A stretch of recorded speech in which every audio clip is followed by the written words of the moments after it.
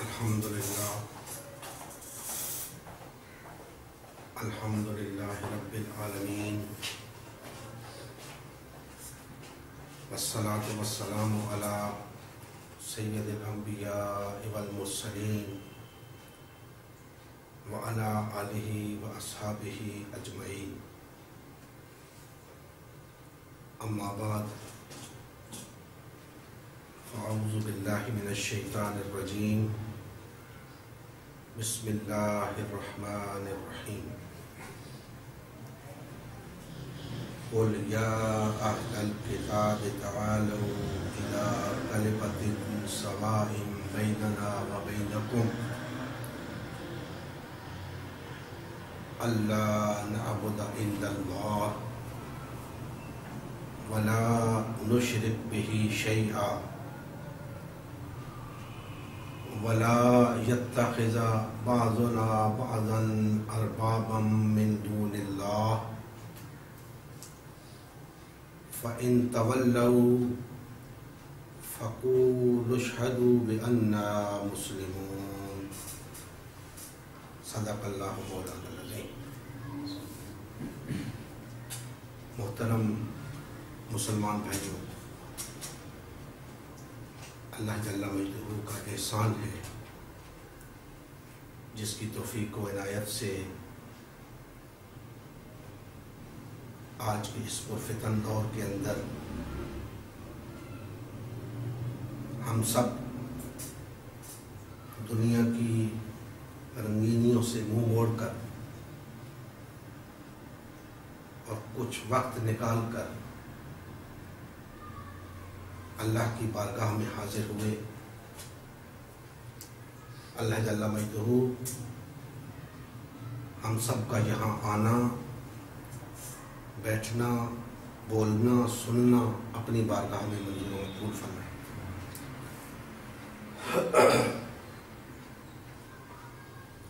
میں نے آپ کے سامنے سورہ آل عمران کی آیت نمبر 64 کی تلاوت کا شرف حاصل کیا ہے۔ انشاءاللہ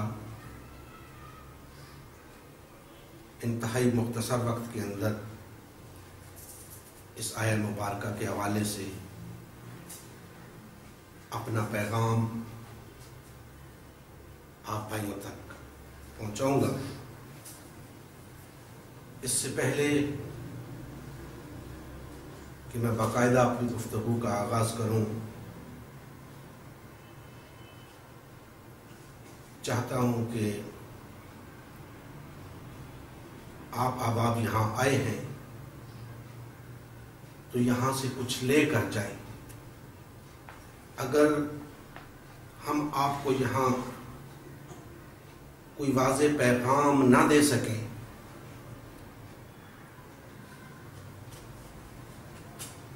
یا آپ یہاں سے خالی ہاتھ چلے جائیں تو یہ ہماری کوتاہی ہے۔ لہذا میں یہ سمجھتا ہوں کہ اصولی اور بنیادی طور پہ ہم جس مشن کو لے کر چلے ہیں اس سلسلے میں چند کلمات آپ بھائیوں کے گوش گزار کرنے ضروری ہے۔ ایک بات اپنے ذہن میں بٹھا لیں، شاید یہ بات آپ کو کہیں کتابوں میں پڑھنے کو نہ ملے، اس لیے اسے پیش نظر رکھیں گے تو آپ کو عملی زندگی میں بحیثیت مسلمان فائدہ ہوگا۔ یاد رکھیں کہ آپ، ہم سب، بلکہ وہ 1.5 ارب افراد جو مسلمان ہونے کے دعوے دار ہیں، ہم سب بنیادی اور اصولی طور پر امت مسلمہ کے رکن ہیں۔ ہم بنیادی اور اصولی طور پر امت مسلمہ کے رکن ہیں۔ ہم نے اس دنیا کے اندر رہنے کے لیے، زندگی گزارنے کے لیے ایک نظریے کو اختیار کیا ہے جسے اسلام کہتے ہیں، اس نظریے کے حامل افراد پر مشتمل جماعت کو امت مسلمہ کہتے ہیں، اور اس کی تشکیل آج سے کم و بیش 1450 سال قبل نبی کریم صلی اللہ علیہ وآلہ وسلم نے فرما دی۔ یہ بات آپ کے گوش گزار کرنے کا مقصد یہ ہے کہ اگر ہم سب بنیادی اور اصولی طور پہ امت مسلمہ کے رکن ہیں تو کیا ہم اس رکنیت کا حق ادا کر رہے ہیں؟ جواب نفی میں ہے۔ کیوں؟ اس لیے کہ ہم ایک جماعت ہونے کی بجائے، متحد ہونے کی بجائے بے شمار جماعتوں اور فرقوں اور گروہوں میں تقسیم ہو گئے، اور اس تقسیم سے جو نقصان ہوا وہ یہ کہ ہماری وفاداریاں تقسیم ہو گئی، کچھ کی وفاداریاں ادھر چلی گئیں، کچھ کی ادھر چلی گئیں۔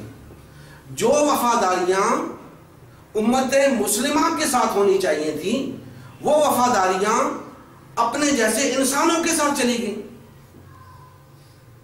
اور ان کی بنائی ہوئی جماعتوں کے ساتھ چلی گئی۔ جس طرح ہم ان جماعتوں کے وفادار ہو گئے اور ان کے لیڈران کے وفادار ہو گئے، اسی طرح ہمیں امت مسلمہ اور اللہ اور اس کے رسول کا وفادار ہونا چاہیے تھا۔ چونکہ آج بدقسمتی سے ہم وہ نہیں رہے، لہذا اب ہمیں پھر وہ امت مسلمہ بننا ہے، اور اس کے لیے اللہ جل مجدہ نے ہمیں ایک طریقہ بتایا ہے جسے ہم توبہ کہتے ہیں۔ پلٹ آنا، واپس اس مقام کی طرف جہاں پر موجود ہوتے ہوئے آپ کسی گناہ میں مبتلا نہیں تھے۔ لہذا امت مسلمہ میں پلٹ آنا ان لوگوں کا جو متعدد فرقوں اور گروہوں میں تقسیم ہو چکے ہیں، شرعی نقطہ نظر سے اسے توبہ کہتے ہیں۔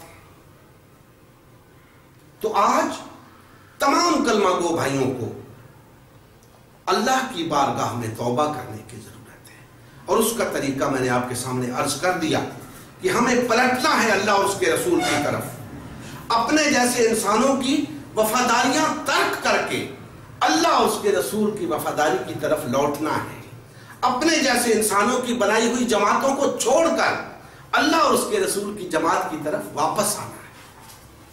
یہ بنیادی اور اصولی طور پہ میں چاہتا تھا کہ یہ بات آپ بھائیوں کے ذہن نشین رہے، کیونکہ آج کی گفتگو بھی کم و بیش اسی حوالے سے ہے۔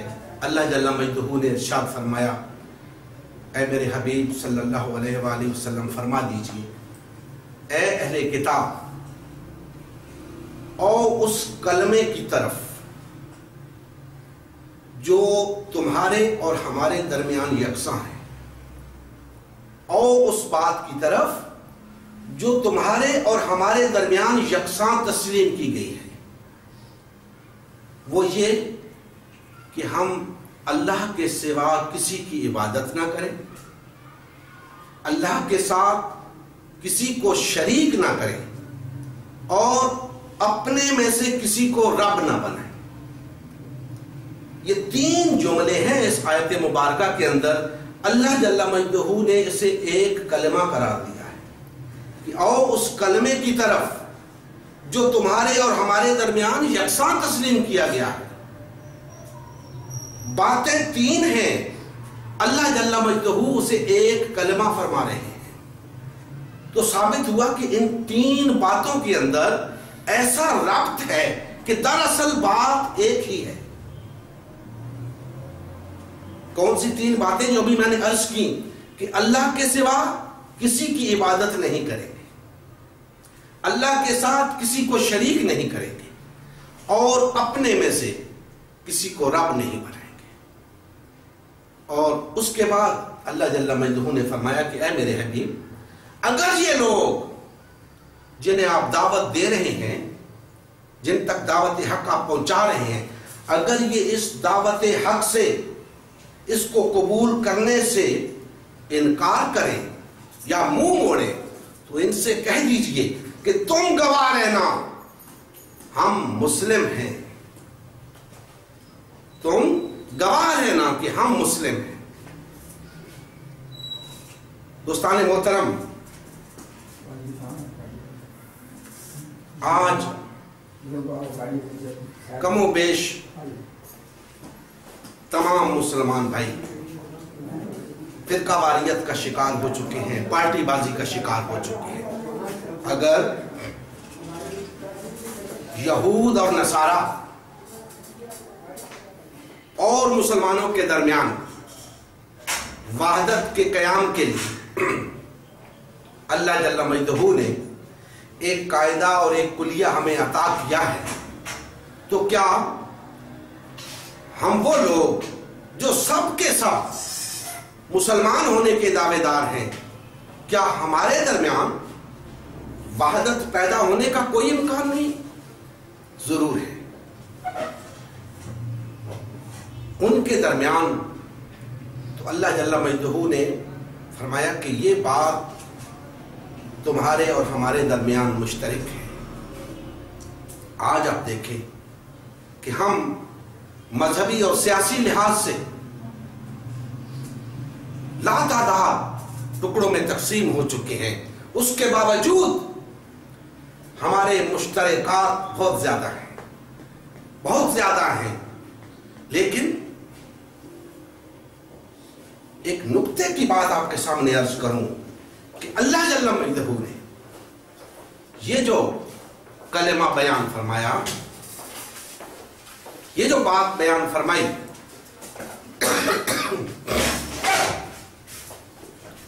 کہ آؤ اس کلمے کی طرف،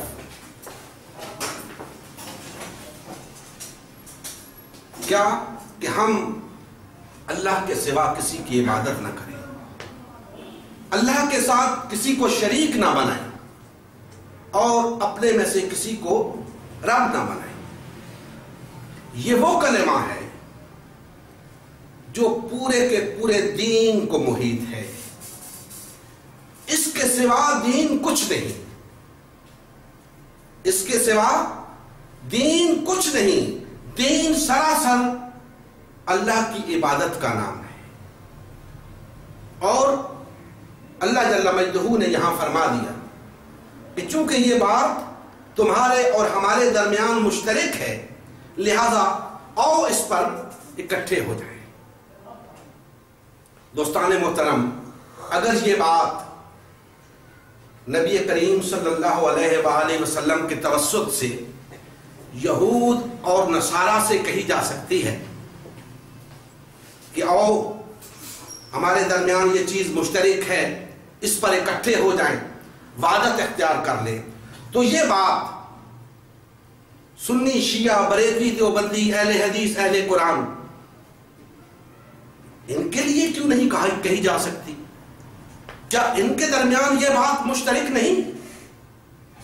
کیا یہ سب لوگ اس بات کے قائل نہیں کہ ہم صرف اللہ کی عبادت کریں گے، اللہ کے ساتھ کسی کو شریک نہیں کریں گے اور اپنے میں سے کسی کو رب نہیں بنائیں گے؟ سب اس بات کا دعویٰ رکھتے ہیں کہ ہمارا یہ ایمان ہے۔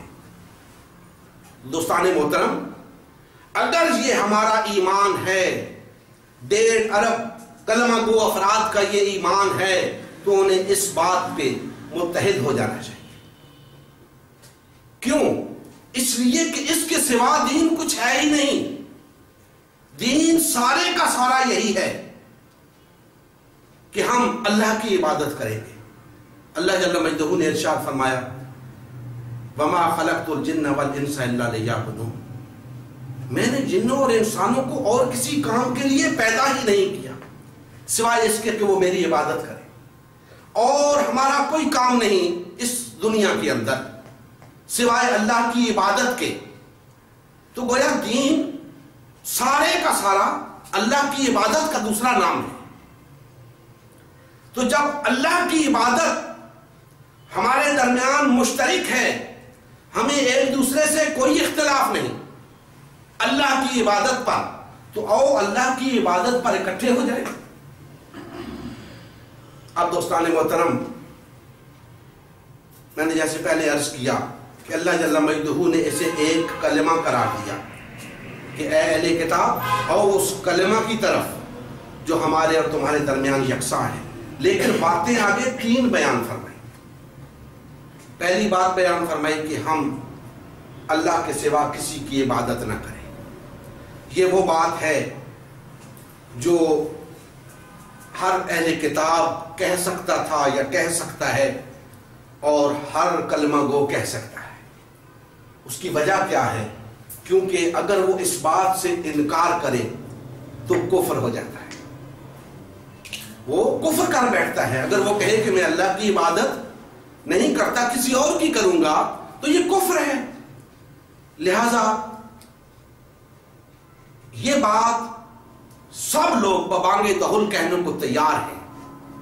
تو پھر اللہ جل مجدہ نے دوسری بات جو بیان فرمائی کہ اللہ کے ساتھ کسی کو شریک نہیں کریں گے، یہ اس کو مزید واضح کرنے کے لیے بیان فرمائی کہ لوگوں تم یہ سمجھ کے نہ بیٹھ جانا کہ تم نے دعویٰ کر دیا کہ تم میری عبادت کرتے ہو تو اب تم کسی اور کی عبادت نہیں کر سکتے۔ نہیں، یاد رکھو یہ شرک وہ بیماری ہے جو جب کسی کو لگتی ہے تو پتہ نہیں لگنے دیتی، اور آنن فانن جنگل کی آگ کی طرح سب کچھ چٹ کر جاتی ہے۔ اور یقین جانیے میرے بھائی، میرے کلمہ گو بھائی اس پہ برا بھی مناتے ہوں گے، لیکن کیا کروں، مجبوری ہے، حق گوئی کی عادت سی ہو گئی ہے۔ ہمارے تمام کلمہ گو بھائی بری طرح شرک میں مبتلا ہو چکے ہیں، جس کی انہیں سمجھ نہیں آ رہی۔ کیوں سمجھ کیوں نہیں آ رہی؟ اس لیے کہ آج تک کبھی کسی مشرک نے نہیں کہا کہ میں شرک کرتا ہوں، کوئی تسلیم نہیں کرتا کہ میں شرک کرتا ہوں، حالانکہ سر تا پا وہ شرک میں ملوث ہوتا ہے۔ لہذا تسلیم کوئی نہیں کرتا، اسے سمجھانا پڑتا ہے، پیار سے، محبت سے، ہمدردی سے اسے بتانا پڑتا ہے کہ بھائی تم نے جو روش اختیار کر رکھی ہے یہ تو اللہ کے ساتھ شرک کر رہے ہو۔ تم زبانی دعویٰ کرتے ہو کہ ہم اللہ کی عبادت کرتے ہیں، حقیقتاً تو تم شرک میں مبتلا ہو، اسے ترک کر دو۔ اللہ کو ایسی عبادت درکار نہیں، اللہ کے ہاں ایسی عبادت مقبول نہیں جس میں کسی کو اس کے ساتھ شریک کیا جائے۔ لہذا دوستان محترم، اللہ جل مجدہ نے اس ایک کلمے کو مزید واضح فرما دیا کہ صرف یہی نہیں کہ تم زبان سے کہہ دو کہ ہم اللہ کے سوا کسی کی عبادت نہیں کریں گے، نہیں، عملاً تمہیں ثابت کرنا پڑے گا۔ اگر تمہارے عمل سے شرک ثابت ہوتا ہوگا تو پھر تمہیں جاننا چاہیے اور ماننا چاہیے کہ تم اللہ کی عبادت نہیں کرتے۔ اب ہمیں اپنے اعمال کا جائزہ لینا ہے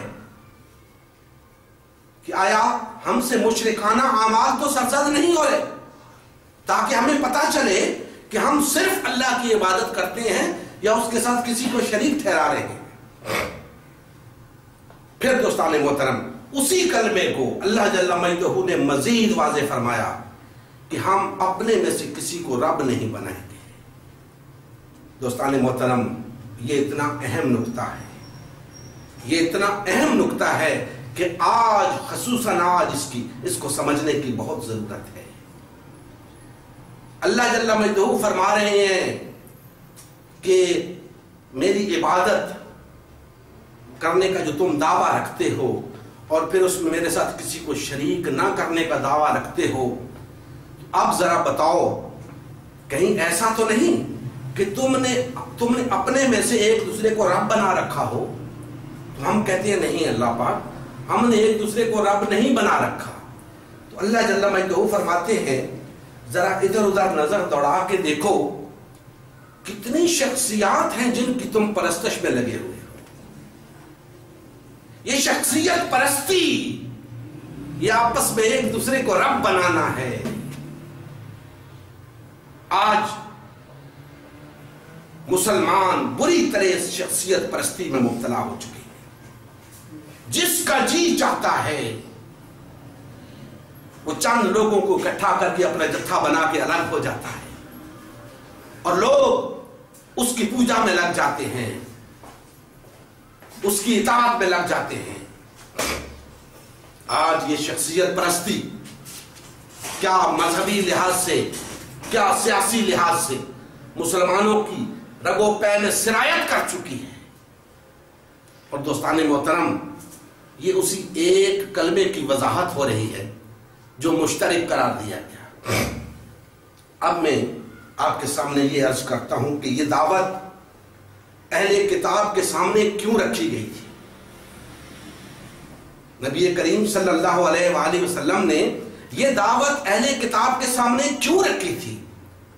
اس لیے کہ وہ بھی دعویٰ کرتے تھے کہ ہم صرف اللہ کی عبادت کرتے ہیں.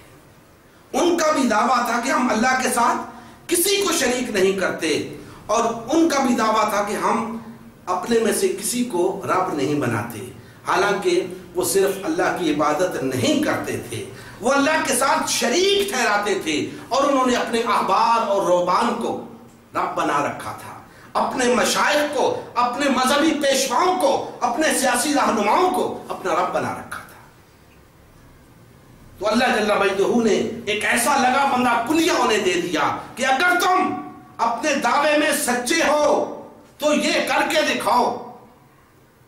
تم جب کہتے ہو تو اس پر عمل کیوں نہیں کرتے؟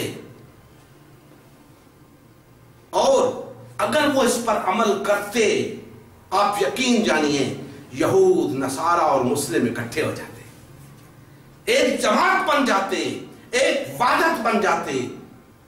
لیکن کیا ہوا؟ نہ نصارہ نے لبیک کہا، نہ یہود نے لبیک کہا. اس لیے کہ ان کو شرک کا ایسا چسکا پڑ چکا تھا، شخصیت پرستی کی ایسی لت پڑ چکی تھی کہ اللہ اس کے رسول کی بات بھی سمجھ میں نہیں آتی تھی. یہی حال آج ہمارے مسلمانوں کا ہو چکا ہے. انہیں شرک کا چسکا پڑ چکا ہے. بھائیو، شرک سب سے بڑا گناہ ہے. جتنا بڑا گناہ ہے اتنا ہی لذیذ ہے. گناہ میں لذت ہوتی ہے. جتنا بڑا یہ گناہ ہے، ناقابل معافی گناہ ہے، آپ یقین کریں اسی قدر اس کے اندر لذت ہے. اسی لیے تو ہر شخص دوڑے دوڑے چلا جاتا ہے. آج مسلمان اسی لیے فرقہ واریت اور پارٹی بازی کا شکار ہے کہ اس میں لذت ہے. گھنٹوں بیٹھ کر، دن رات بیٹھ کر اسی تفرقے پہ بات ہوتی ہے، فرقہ پرستی پہ بات ہوتی ہے، ایک دوسرے کو نیچا دکھانے پہ بات ہوتی ہے، ایک دوسرے کو گالم گلوچ ہوتی ہے، ایک دوسرے پر فتویٰ بازی ہوتی ہے، کافر اور مشرک ایک دوسرے کو قرار دیا جاتا ہے، گستاخ رسول قرار دیا جاتا ہے، گستاخ صحابہ قرار دیا جاتا ہے. کس کو؟ اپنے کلمہ گو بھائیوں کو. اور یہ سب کچھ اس وجہ سے ہو رہا ہے کہ وہ شرک میں مبتلا ہیں. اور شخصیت پرستی اس بری طرح مسلمانوں کے اندر گھس چکی ہے کہ اب انہیں اللہ اور اس کے رسول کی بات بھی سمجھ میں نہیں آتی. لیکن دوستو، ہم نے تہیہ کر لیا ہے، کوئی سنے یا نہ سنے، کوئی مانے یا نہ مانے، ہم اللہ اور اس کے رسول کا پیغام، حق پر مبنی پیغام ان تک پہنچاتے رہیں گے. اور اگر آپ بھائیوں کی سمجھ میں یہ بات آ گئی ہو تو میں توقع کرتا ہوں کہ آپ بھی ہمارے ساتھ شامل ہوں گے، آپ ہمارے دست و بازو بنیں گے، اور ہم مل کر اس فرقہ واریت کے خلاف جدوجہد کریں گے. یہ آج کے دور کا سب سے بڑا فتنہ ہے، فرقہ واریت، مذہبی فرقہ واریت، سیاسی فرقہ واریت. ہم نے اس فتنے کو ختم کرنا ہے، اس کو مٹانا ہے، اور اس فتنے کو مٹا کر مسلمانوں کو متحد کرنا ہے، وحدت اختیار کرنی ہے، امت مسلمہ کی تشکیل نو کرنی ہے۔ کیوں کرنی ہے؟ ہم کیوں ایسا کرنا چاہتے ہیں؟ یاد رکھیں، ایک مسلمان کا مقصد وجود اللہ کے دین کا غلبہ ہے، اس روئے زمین پر اللہ کی حاکمیت کا قیام ہے۔ اور جب تک ہمارے پاس افرادی قوت نہیں ہوتی، جب تک ہم متحد نہیں ہوتے، جب تک ہم وحدت اختیار نہیں کرتے، ایک جماعت نہیں بنتے، ہمیں وہ قوت حاصل نہیں ہوتی اور امت مسلمہ کا مقصد وجود حاصل نہیں ہوتا۔ نبی کریم صلی اللہ علیہ وآلہ وسلم کا مقصد وجود، آپ کی بعثت کا مقصد، اللہ کے دین کا غلبہ روئے زمین کے اوپر، اس مقصد کے حصول کے لیے ہم تمام روئے زمین کے کلمہ گو بھائیوں کو دعوت دیتے ہیں کہ آؤ اس بات پر اکٹھے ہو جائیں کہ ہم اللہ کے سوا کسی کی عبادت نہیں کریں گے، اللہ کے ساتھ کسی کو شریک نہیں کریں گے اور اپنے میں سے کسی کو رب نہیں بنائیں گے، شخصیت پرستی کو ترک کر دیں گے۔ اس شخصیت پرستی نے ہمیں کہیں کا نہیں چھوڑا، اس شخصیت پرستی نے ہماری وحدت کو پارا پارا کر دیا، ہماری طاقت کو ختم کر کے رکھ دیا۔ اب ہم اس کو نہیں رہنے دیں گے، ہم نے اس شخصیت پرستی کے خلاف آواز بلند کر دی ہے اور انشاءاللہ جب تک ہمارے جسم میں جان ہے آواز کو بلند کرتے رہیں گے اور اس دعوت حق کو ہر کلمہ گو بھائی تک پہنچاتے رہیں گے۔ دوستان محترم، آج کی اس گفتگو کا پیغام آپ بھائیوں کے لیے یہ ہے کہ آؤ اللہ اور اس کے رسول کی بات پر اکٹھے ہو جاؤ، میری بات پر نہیں، میری بات کی کوئی اہمیت نہیں، اللہ اور اس کے رسول کے کہنے پر اکٹھے ہو جاؤ، مولوی کا کہنا نہ مانو، مولوی کا پیچھا چھوڑ دو۔ یہ جتنی شخصیات کے پیچھے تم لگے ہوئے ہو، یہ سیاسی لیڈر، سیاسی رہنما، مذہبی پیشوا، چھوڑ دو ان کو خدا کے لیے۔ دین کے اندر ان کی اجازت نہیں ہے، دین کے اندر فقط تمام روئے زمین کے مسلمانوں کا ایک امیر ہوتا ہے، پوری روئے زمین کے اوپر ایک ریاست ہوتی ہے، ایک خلافت ہوتی ہے، اس کے قیام کے لیے لامحالہ سب کو اکٹھا ہونا پڑے گا۔ اور یاد رکھیں، ہماری جد و جہد کلیتاً پرامن ہوگی، ہماری جد و جہد میں فتنہ فساد کا کوئی دخل نہیں ہوگا۔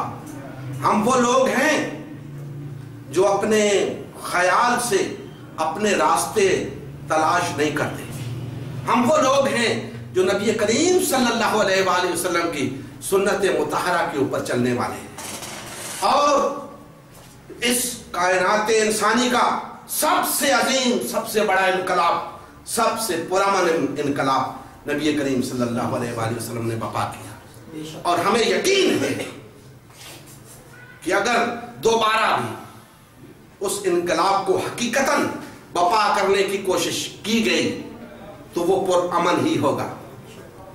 لہذا یہ بات اپنے ذہنوں میں بٹھا لیں، ہم جلسے جلوس کی سیاست نہیں کرنا چاہتے، ہم توڑ پھوڑ کی سیاست سے لا تعلق ہے، ہم پرامن لوگ ہیں، پرامن طریقے سے اپنے کلمہ گو بھائیوں کو بیدار کر کے انہیں وحدت کی لڑی میں پرو کر انشاءاللہ تعالی پرامن طریقے سے اللہ کے دین کو غالب کریں گے۔ اللہ جل مجدہ ہمارے حال پہ رحم فرمائے اور ہم سب کو غلبہ دین حق کی بحالی کے لیے پرامن طریقے سے جدوجہد کرنے کی توفیق عطا فرمائے۔ وما علینا الا البلاغ المبین۔